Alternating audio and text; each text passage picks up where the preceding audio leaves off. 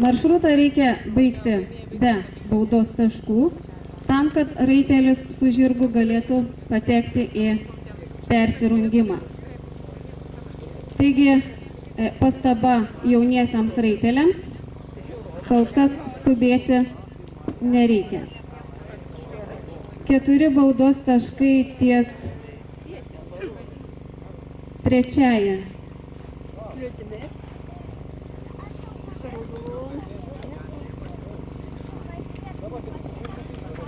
3 mane pataisė baudos taškai ties trečiąją kliūtimi. 5 A ir B dalis įveiktos be baudos taškų.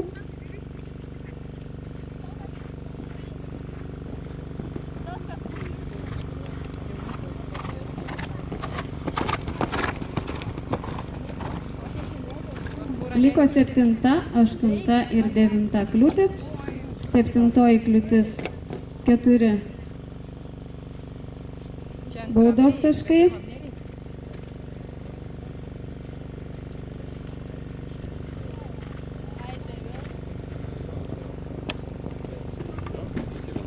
Ir